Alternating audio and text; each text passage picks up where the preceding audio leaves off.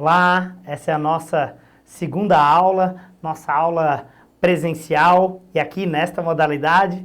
Então, vamos aprofundando os conceitos, espero que já tenham assistido todos os vídeos relacionados à aula 1 para chegar aqui, até porque é muito complementar essa sequência lógica e toda a organização e o planejamento do curso leva em consideração ter assistido a aula 1 presencial, para aí sim poder chegar na aula 2 também presencial.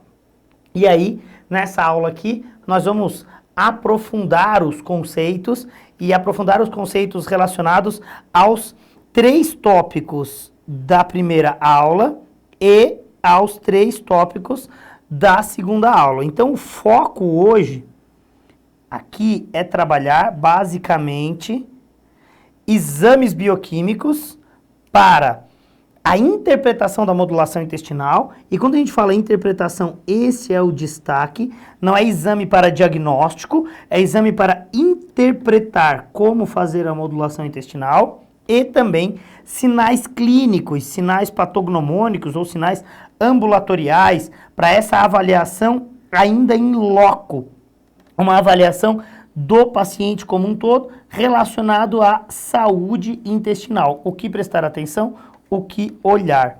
E também vamos aprofundar, claro, nos conceitos relacionados ao mecanismo de ação dos probióticos. Só que em 2020, a abordagem do curso teve uma atualização. Então, o curso já vem se desenvolvendo e maturando desde 2018. Nós tivemos as turmas do primeiro semestre de 2018, as do segundo semestre de 2018, primeiro semestre de 2019, segundo semestre de 2019 e agora primeiro semestre de 2020.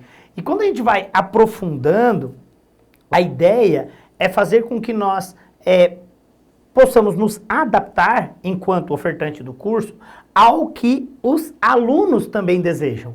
E durante muitos anos, eu posso dizer, eu sempre organizei os slides e as aulas de acordo com aquilo que eu acreditava ser o mais importante. E aí, eu deixava a prescrição, o protocolo, os formulários de prescrição, lá para o final do curso, na última aula presencial. E agora em 2020 eu fiz um rearranjo dos conceitos e dos conteúdos do curso e estou trazendo já no nosso segundo dia as possibilidades de prescrição. E aí isso fez com que o nível de aceitação e também de satisfação com o curso aumentasse, porque a gente consegue antecipar estratégias de manejo já de prescrição. Então adianta a vocês que na aula de hoje, além de trabalhar os conceitos de exames que já estão planejados, nós abordaremos também a suplementação de nutracêuticos para reestabelecer a imunidade intestinal.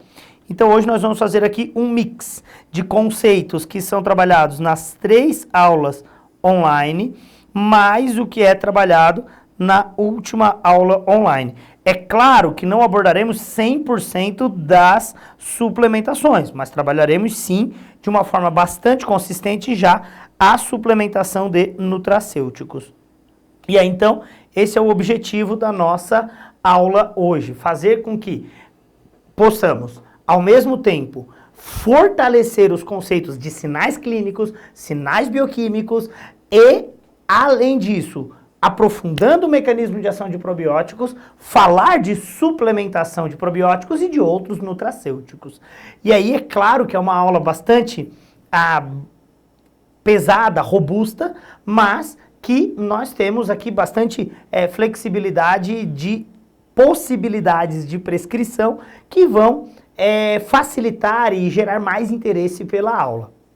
E aí, gente, nós começamos com esse slide aqui, que é o slide de número 3, e vocês devem notar que em todos os slides nós temos os números, né? Vocês já têm esses slides disponíveis para vocês aí na plataforma, basta baixar.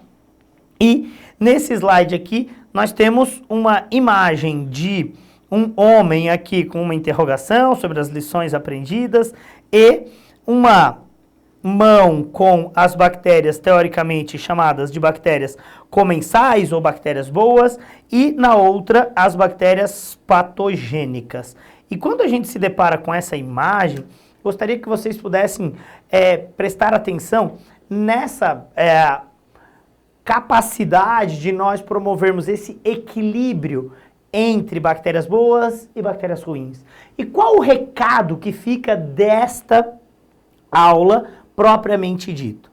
O recado desta aula especificamente é para um olhar de que nunca nós teremos somente bactérias boas ou somente bactérias ruins. Nós temos que ter um equilíbrio entre essas bactérias e não só ter bactérias boas ou só ter bactérias ruins. E esse equilíbrio, mantendo sempre um número menor de bactérias potencialmente patogênicas, vai fazer com que nós tenhamos um equilíbrio desse microbioma. Então, essa imagem ela é muito esclarecedora, porque jamais nós teremos só bactérias ruins e jamais nós teremos só bactérias boas. Não ter bactérias também é um problema. E ter demais, independente se boas ou ruins, também não é interessante. Então imagine um indivíduo com um super crescimento e você jogar mais bilhões de bactérias em cima. Talvez esse não seja o momento mais adequado, porque por mais que sejam boas, em excesso também pode fazer um mal danado. Então precisamos ter o bom senso. E aí chegamos a esse slide que no meu ponto de vista é o slide mais importante do curso. Ele representa especificamente uma engrenagem que quando gira essa engrenagem do estilo de vida, quando o lifestyle é o mais interessante e essa coroa, digamos assim, gira num sentido, ela influencia a microbiota e essa microbiota está diretamente ligada ao metabolismo.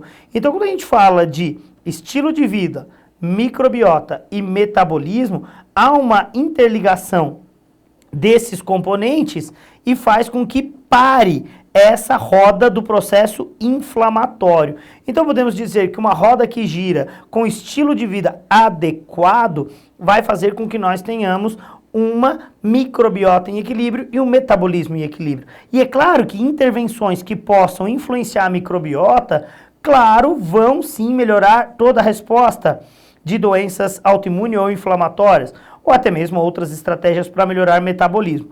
Mas é claro que o nosso objetivo aqui principal é melhorar estilo de vida. E aí, vamos conversar sobre estilo de vida. No meu ponto de vista, o mais importante de todos os profissionais e que nós também tenhamos consciência de que quem não é profissional, que veio fazer o curso por um desejo pessoal ou por um desejo para um parente próximo, que isso tudo é possível aqui nesse curso. Você pode estar fazendo o curso porque você quer melhorar o seu estilo de vida, ou de um filho, ou de um parente, ou de uma mãe. Ou talvez você seja um profissional que esteja aprimorando o conhecimento em uma área específica, aqui no caso o intestino, e por sua vez, para melhorar os seus atendimentos. E aí sobre atendimento, eu gostaria de conversar aqui sobre a forma de atender e quanto melhorar ou não o estilo de vida. E sobre tudo que eu posso deixar de recado neste curso, vários deles não têm nenhum cunho científico e sim de experiência de vida, e sobre toda a minha experiência de vida, eu já concluí que nem sempre nós vamos conseguir melhorar ou mudar o estilo de vida de algumas pessoas. Porque talvez o propósito delas não seja melhorar o estilo de vida, tampouco melhorar o padrão alimentar. Então tem pessoas que querem, outras que não querem. E para que você não seja um eterno frustrado, não adianta você querer melhorar alguém que ela não quer melhorar. Eu cito um exemplo sobre isso. Durante muitos anos, eu visitei o meu pai, e meu pai faleceu em 2018. Em 2011, ele teve um acidente vascular encefálico. Em 2011 foi o ano em que nós estávamos nos preparando para casar, eu e a Hélida, a data do nosso casamento, em julho, e 3 meses antes, meu pai sofreu o primeiro acidente vascular encefálico e ficou com paralisia lateral, algumas sequelas, uma delas nunca recuperou, que foi a fala. Mesmo ele tendo falecido só em 2018, ele ficou sem fala até 2018. Mas vivendo muito bem, super bem. Por que eu estou contando essa história para vocês? Porque durante anos, desde 1997, eu já não moro mais com os meus pais. Eu saí para fazer faculdade, fiquei 4 anos fazendo graduação, depois 2 anos mestrado, depois mais 4 anos de doutorado, e a carreira tomou um caminho que eu fiquei profissionalmente trabalhando numa cidade longe dos meus pais, em Florianópolis, e eles são de Araranguá. E ao longo da minha vida, eu sempre fui visitar meu pai, e eu visitava ele aproximadamente 2 vezes por ano. E depois do AVC dele, em 2011, eu tentava, com uma rotina de 2 vezes por ano, visitá-lo. E levava as crianças, a Hélida, para ele poder ter esse convívio. E nos primeiros 4 anos, depois desse primeiro AVC, eu visitava e quando chegava lá, ele tinha todo um cuidado de não tomar refrigerante, de não colocar refrigerante na mesa, mas eu sei, e eu sabia naquela época, que ele tomava de 2 a 3 litros de refrigerante por dia. E essa era a rotina alimentar dele. Era um baixinho, gordinho, carinhoso e que tinha vários comprometimentos que estavam sendo tratados com medicamentos, porque justamente ele não queria melhorar o estilo de vida. E depois de um tempo em que eu o visitava 2 vezes por ano, e só ficando 2 ou 3 noites lá, e ele naquela agonia de não poder tomar refrigerante, e todo preocupado, e dizia, meu Deus, como é que vai ser, e não sei o quê, e eu sentia aquela agonia dele. Depois de um tempo eu entendi que ele não era o meu paciente, e que eu não tinha que mudar o estilo de vida dele, até porque ele era meu pai e não meu paciente. E se era uma decisão dele comer errado nos 360 dias do ano que eu não estava perto dele, não seria aqueles 5 dias que nós passávamos junto ao longo do ano que mudariam o estilo de vida dele. E aí depois que eu entendi tudo isso, eu jamais fui visitá-lo sem levar refrigerante. Eu levava refrigerante para ele, porque aquilo mostrava para ele que eu era uma pessoa normal, digamos assim, porque ele é meu pai e não meu paciente. Então, se você vive um conflito desse, de querer atender pessoas que não querem ser atendidas, entenda que talvez elas não sejam seus pacientes. Talvez elas sejam seus parentes. E parente é parente, paciente é paciente. Então, para que nós não tenhamos aqui profissionais eternamente frustrados, porque as pessoas não querem mudar o estilo de vida, entenda que você só tem que melhorar a vida de quem decidiu que ela quer mudar o estilo de vida. Que se ela tomou a decisão de melhorar, você vai ser o profissional perfeito para auxiliar no processo de mudança. Mas para isso, a pessoa tem que ter tomado a decisão de melhorar o estilo de vida. E aí eu digo a vocês que só vale a pena tratar, suplementar e melhorar alguém que já escolheu mudar o estilo de vida. Senão, nós ficamos frustrados. E aí é muito melhor dar alta ou talvez nem atender se por um acaso o propósito da pessoa na consulta não for melhorar o seu estilo de vida. E aí eu faço mais uma explicação aqui através de um exemplo também pessoal. Em 2012, quando eu vim morar em Brasília, eu cheguei em Brasília literalmente com uma mão na frente e uma atrás, porque eu larguei uma vida profissional em Florianópolis, onde eu era coordenador de curso, já há mais de 6 anos, especificamente fiquei 7 anos na coordenação do curso de nutrição, e também era oficial da Marinha, primeiro tenente, tinha um cargo público. Além de ser oficial, eu era coordenador de curso, acumulava os 2 cargos, tinha uma vida bem estável, e quando nós nos casamos, eu e a Hélida, que em 2011 continuamos à distância, em 2012, ainda o ano inteiro à distância, nos vendo de 15 em 15 dias, e quando em outubro ela me deu um dos maiores presentes, com certeza, da minha vida, que foi a notícia de que ela estava grávida da Mel, eu prontamente pedi demissão, tanto da Estácio quanto da Marinha, e vim embora no dia 18 de dezembro para Brasília, literalmente, né? Com uma mão na frente e uma atrás, mas na verdade com as duas mãos na frente, porque eu vim dirigindo, um carrinho cheio de todos os meus badulaques lá da minha casa, e vim embora. E quando cheguei em Brasília, eu não tinha muito o que fazer, não tinha ainda um network, e precisei naquele momento, além de emagrecer, porque eu pesava 100 e poucos quilos, 120 quilos, eu tive que me reinventar. E a Hélida, naquele momento, tinha uma clínica, e nessa clínica, quase de 6, 8 anos de clientela, e ela falou, meu amor, você pode atender na minha clínica, eu demando um pouco dos meus pacientes para você. E eu fui para a clínica, e eu não sei como é onde vocês atendem, mas aqui é assim. Você recebe a lista das pessoas que você vai atender e os prontuários embaixo, e é o próprio profissional que vai lá chamar o paciente. E na primeira semana que eu estava atendendo, a Hélida, claro, ela demandou muitos pacientes da cartela de clientes dela, ela acabou indicando e tal, até porque eu estava vindo morar aqui, e quando comecei a atender, uma das primeiras pacientes da semana e tal, atendi umas duas, e na terceira entrou uma pessoa de 17 anos, e quando chegou essa menina de 17 anos, eu faço como sempre, eu abro a porta, chamo a pessoa, espero ela sentar, e quando ela senta, eu sento e faço a primeira pergunta. E a primeira pergunta normalmente é, olha, a que se deve a sua vinda aqui, qual o motivo de você estar aqui? E a resposta dessa paciente foi, eu vim porque a minha mãe mandou. E quando ela me respondeu isso, que ela foi porque a mãe dela mandou, eu, naquele momento, peguei o telefone da clínica, liguei para a recepção e pedi que a moça da recepção trouxesse o dinheiro da consulta. Eu liguei, olha, Edma, você pode trazer o dinheiro aqui e tal? Ela falou, doutor, mas ela pagou em cartão. Aí falou, não, então não tem problema, pode botar o dinheirinho no envelope e trazer. Tá tudo certo.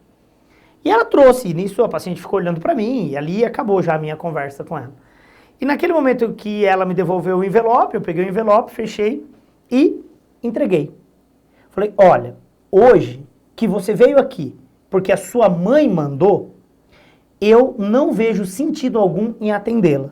Então você pega esse dinheiro e pode ir embora. Quando você quiser, aí você volta e eu vou ter o maior prazer em lhe atender. E, claro, né, a pessoa enche o olho de água, sai da sala, e eu também fiquei muito mal, até porque eu estava atendendo na clínica da minha esposa, tinha recém vindo morar em Brasília, e eu peguei o telefone e liguei. Meu amor, mandei a primeira paciente embora. Ela, o quê? Tu mandou embora? Tu tá louco? Como é que tu faz isso? Vai acabar com a minha reputação e tal, nananana. Bom, resumindo, uma DR em casa, toda uma discussão sobre isso, e eu fiquei me culpando, claro, pela forma com que eu agi, mas naquele momento eu não conseguia ver como melhorar alguém se ela não queria melhorar. E aí, eu estou contando essa história inteira para vocês, para que você entenda que não vale a pena querer suplementar alguém ou mudar alguma coisa em quem não está disposto. E aí, depois de uns 2 meses, eu tô lá ainda na clínica, no que eu vou chamar outros pacientes, eu olho no salão lá e tá a menina lá. E tinha uma senhora do lado. Eu confesso que eu não lembro quem eu atendi depois, porque enquanto ela não entrou na sala, o meu nervosismo era enorme.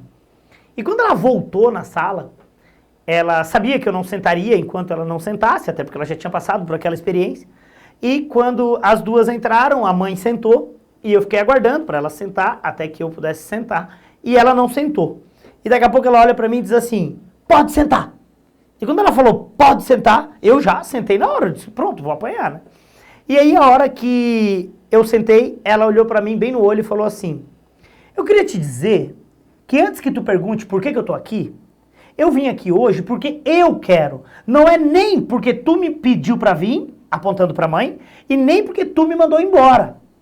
E aí naquele momento todo o clima da sala muda. E aí eu levanto, dou um abraço nela, dou os parabéns, agradeço pela confiança, peço para a mãe sair da sala e a partir dali foram quase 2 horas de atendimento. E dessas 2 horas de atendimento, uma relação bastante próxima de consultas, reconsultas, 17 quilos a menos, e depois ela acabou encontrando um noivo, casou, atribui ter encontrado o noivo a toda a mudança de estilo de vida, pelo emagrecimento, e hoje, se eu posto qualquer coisa no Instagram, quando eu posto, tem lá um comentário: uau, esse cara mudou minha vida, ele é muito bom, não sei o quê. Bom, e onde eu quero chegar? Não é para mandar todo mundo embora. Mas você tem que saber que você só pode atender quem está disposto a melhorar o estilo de vida. Porque se melhorar o estilo de vida, vale a pena você suplementar algo. E você também tem que ter uma certeza que não é o suplemento que vai salvar a vida das pessoas. Então, por mais que hoje eu esteja disposto a explicar tudo sobre mecanismo de ação de probióticos, sinais clínicos, sinais bioquímicos e a suplementação, eu preciso contextualizar esse início e dizer que só vale a pena suplementar quem decidiu melhorar o estilo de vida. E que os protocolos em saúde não podem ser balizados por meros protocolos, e sim pela interpretação individual de cada caso. Por exemplo, vou fazer uma pergunta aqui e você responde aí. Quem anda de carro precisa usar capacete? E aí você está respondendo agora, e provavelmente a sua resposta foi não. Quem anda de carro não precisa usar capacete. Mas tu nota que se tu responder não, isso é um protocolo. E agora eu vou melhorar a minha pergunta. Quem anda de carro na Stock Car ou na Fórmula 1 precisa usar capacete? Aí a sua resposta agora foi sim. Agora por quê? Que antes eu perguntei se andar de carro precisa usar capacete, você respondeu não, e agora quando eu contextualizo e mostro uma individualidade, uma particularidade, que é o fato de andar de carro na Fórmula 1 ou na Stock Car, precisa. Porque lá tem mais risco, mais vulnerabilidade. Então, dependendo da característica de cada indivíduo, de necessidade individual, vai ser adaptado a prescrição de um nutracêutico ou não. Agora, também não tem sentido na vida a gente ficar suplementando aquele indivíduo que está fazendo coisas erradas. Por exemplo, poderia pensar que dar cabeçada na parede é uma atitude errada. Teria como usar alguma coisa para quem fica dando cabeçada na parede? Teria, poderia colocar um capacete ou colocar uma espuma na parede. Mas será que não seria muito mais prudente não ter que usar o capacete, tampouco a espuma, porque ele mudou o estilo de vida e parou de dar cabeçada na parede? Então a gente tem que entender que muitas das vezes, corrigindo mastigação, ingestão hídrica e hábitos de vida, você já melhora quase que 60% a vida de um paciente. Só que para isso, ele tem que querer melhorar. Não adianta pegar aquele paciente que chega lá e diz assim: olha, doutor, eu quero continuar tomando cerveja, comendo salame, comendo tudo errado a semana inteira e ainda enchendo a cara no sábado e no domingo, e o senhor tem que fazer eu viver mais. E talvez exista uma possibilidade para isso, medicamentosa, para minimizar os riscos de mortalidade quando se tem um padrão de vida Shrek. E aí, deixo aqui o meu recado e por último, para finalizar toda essa contextualização sobre essa nossa aula que vai ser trabalhado sinal clínico, sinal bioquímico e, ainda assim, a suplementação baseada nos mecanismos de ação dos probióticos, eu vou parafrasear um grande amigo chamado Fabrício Assini. Um dia eu vi um post dele e aí eu liguei para ele na hora, eu falei: meu amigo, da onde que tu tirou essa frase, cara? Que frase linda. E aí ele falou assim: gostou? Aí eu falei: cara, a melhor frase que eu já ouvi, que eu já li. E aí ele assim: é minha. Então aqui é parafraseando mesmo o meu grande amigo Fabrício Assini. Ele tem uma frase que diz assim: suplemento nutricional é como um vento a favor para aqueles que decidiram pedalar para melhorar a qualidade de vida. Então, o suplemento é apenas o vento a favor para quem decidiu pedalar e melhorar o estilo de vida. Não adianta nada você querer colocar um vento a favor para quem nem decidiu pedalar ainda. Talvez isso seja jogar dinheiro fora. Deixo aqui o meu recado sobre essa imagem, então, que é uma imagem do estilo de vida e esse estilo de vida melhorando e equilibrando o indivíduo. Ratifico aqui que essa é uma das imagens mais importantes para mim, que inclusive no livro de modulação intestinal, essa ilustração aqui foi escolhida como a primeira ilustração que nós teríamos um QR Code para explicar o porquê de toda a mudança no nosso estilo de vida e no microbioma. E aí vamos avançando aqui essa nossa segunda aula presencial, e que na verdade estamos aqui nesse aglomerado de aulas, no nossa fragmentação, é a nossa primeira aula do segundo dia. E aqui vamos conversar sobre conceitos importantes sobre o metabolismo de triptofano. E aí falávamos lá no primeiro dia que o triptofano, quando metabolizado pela microbiota,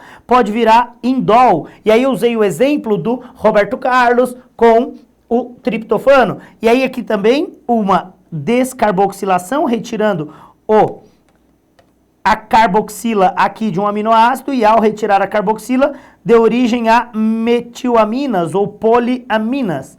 E, claro, o metabolismo da celulose ou das fibras alimentares virando SCFA. Só para mostrar que existem inúmeros papers, e nesse é da Cell, falando exatamente sobre tudo que nós já conversávamos desde as outras aulas. E aqui, quando eu me escondi aqui do lado, ó, que eu me escondi aqui assim, mais ou menos como se fosse uma vesícula biliar entrando, virando sal biliar secundário, eu queria representar basicamente o que está aqui, ó, que é o fígado liberando esse ácido glicocólico ou ácido taurocólico, e ele, quando metabolizado por essa microbiota, vira o ácido biliar secundário, que é o desoxicólico ou o litocólico, e isso fazendo com que ocorra uma redução de citocinas inflamatórias no hepatócito, diminuindo todo um processo de citocinas pró-inflamatórias, e que por sua vez pode minimizar tanto nas células dendríticas quanto nos macrófagos, e aqui então especificando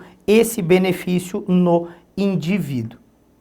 E aí, o grande propósito nosso hoje é trabalhar esse conceito. O conceito de sair da disbiose e entrar em uma homeostase dessa microbiota. E aqui surge o tema que dá origem ao nome do curso: modulação da microbiota. Ou seja, acredito que modular microbiota é apenas uma estratégia para que nós possamos atingir a homeostase. E aí, então, por isso o nome do curso, modulação intestinal, porque acredito que modular a microbiota é apenas uma das estratégias da modulação intestinal. E aí nós tiramos o indivíduo de vulnerabilidade para doenças aqui relacionadas à disbiose, e se nós aqui mantivermos nossa identidade de cores, estamos falando de disbiose, que causa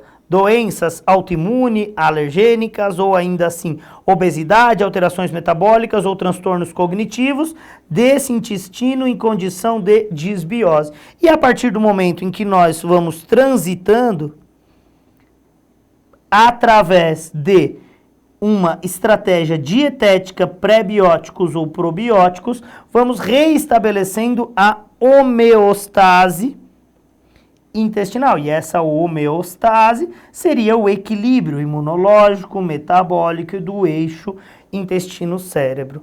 E aí, então, como seriam essas estratégias aqui? O que fazer para melhorar esse padrão dietético dos pré-bióticos e dos probióticos? Até porque essa estratégia aqui, ó, FMT, é o transplante de microbiota fecal, que já é algo plausível, que no país já é permitido ser feito, só que para indivíduos que têm diagnóstico de colite pseudomembranosa. Então, neste curso, não trabalharemos especificamente o transplante de microbiota fecal, mas deixo com certeza aqui insights já sobre essa terapêutica. É claro que ela funciona quando você tem como objetivo minimizar a taxa de sobrevivência do Clostridium difficile. E quando nós temos como objetivo diminuir a taxa de sobrevivência do Clostridium difficile, em alguns indivíduos ou com colite pseudomembranosa, ou até mesmo, hoje já se especula, no tratamento da obesidade, ou até mesmo de transtornos cognitivos, ou até mesmo no TEA, mas tudo ainda em uma fase muito experimental ainda, e no Brasil o que nós temos hoje de verdade é que esse tipo de transplante já pode ser feito para indivíduos com diagnóstico de colite pseudomembranosa para minimizar a recorrência das internações, infecções e tal, e tentando equilibrar este microbioma. Por enquanto, especula-se muito, mas é importante que todos saibam que no Brasil, inclusive, já tem um banco de fezes, principalmente no estado da Bahia, já tem um banco de fezes, como tem bancos de leite em outros estados brasileiros, lá tem um banco de fezes, já quem sabe no futuro próximo teremos mais a aplicabilidade terapêutica para o transplante de microbiota fecal. Então, finalizo esse nosso primeiro vídeo da nossa segunda aula presencial, falando que o nosso objetivo será avaliar os sinais clínicos, os sinais bioquímicos, entender o mecanismo de ação de probióticos e a suplementação. Mas tudo isso só vale a pena se estivermos falando de alguém que está disposto a melhorar o estilo de vida. Até a nossa próxima aula.